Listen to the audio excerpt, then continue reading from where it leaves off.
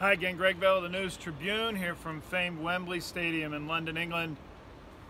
What a cracker of a time for the Seahawks here in London this week. Not just where they stayed, out on the English countryside at a golf resort, doing Top Golf and touring London and getting serenaded by thousands of Seahawk fans, both from the Pacific Northwest and Europe and the UK all week.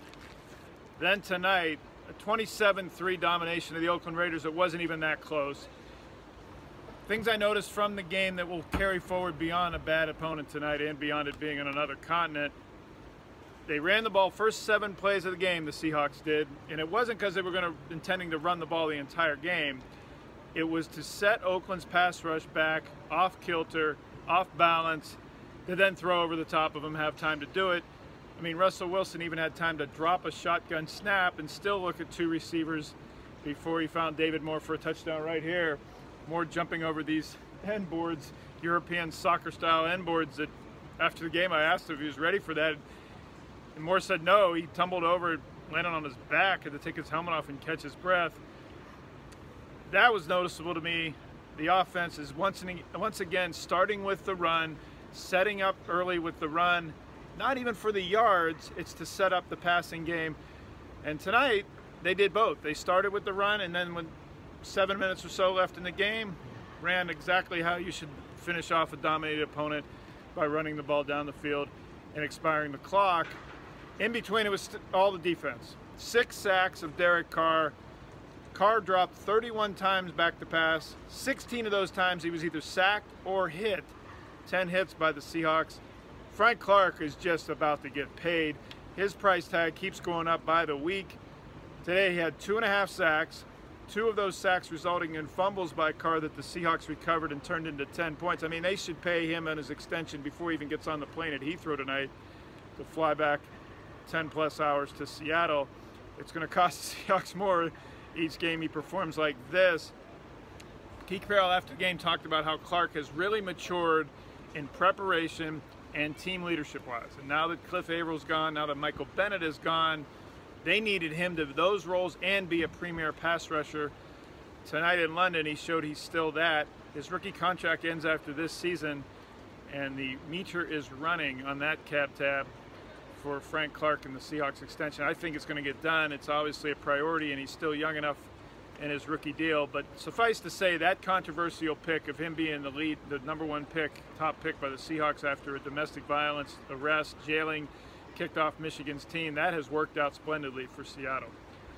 The environment tonight, I could go on and on about, first of all, what an honor it is to be inside this cathedral of sport. What a fantastic historical venue. You can just feel the history in here. I mean, Nelson Mandela tributes, the Live Aid concert, football, English football matches, famous football match, on and on. Now the stadium, of course, has been refurbished and remodeled almost from the studs, but from the banners, the home of England, and it is a shrine to sport in this part of the world. And the Seahawks had 85,000 people, 84,922 to be exact. That's the largest crowd in the 11 years and 22 games the NFL has been staging games in London. And most of those were Seahawk fans. And I've been telling you all week that the Seahawks traveled a bunch of people, thousands of people here. People came from Germany, from Europe, all over the UK. I heard from a gentleman this morning from Scotland who said he paid through the nose but made the 5-hour trek south because he could not miss it. Brought his son. He's been a Seahawk fan all his life, and this was his first chance to see him play in person. The Seahawks after the game, all of them remarking how it felt like a home game. Shaquille Griffin said it was awesome. What an awesome environment. Tyler Lockett says, I can't wait to come back. 9-hour trip and all. Lockett said, I flew 9 hours, then all I saw was green and blue. It was a Raiders home game, and the Raiders were booed before the game during the pregame by all the thousands of Seahawk fans. So this was a cracker of success, as I wrote in my game story. Just an all-around perfect experience for the Seahawks to get into the bye 3-3 with full of confidence in themselves. Pete Carroll talked about how they really could be on a 4-game winning streak right now, if not for that holding penalty that pushed them out of field goal range at the end of the game against the Rams. Carroll's convinced they would have won that game, were in position to be exactly where they wanted to and win that game that they lost 33-31 to the undefeated Rams. And if not for that, Seahawks would be 4-2 on a 4-game winning streak right now. I know if and ands and buts, but The point is, this team's playing the way it wants to now. And think of where it would be if they had just done this in the first 2 weeks. They would have beaten Denver, because Von Miller in the pass rush is the only reason the Broncos won that game with 6 sacks. And they probably would have beaten Chicago and Mitch Trubisky the following week if they had just not forgotten about Chris Carson after the 11:51 mark of the second quarter.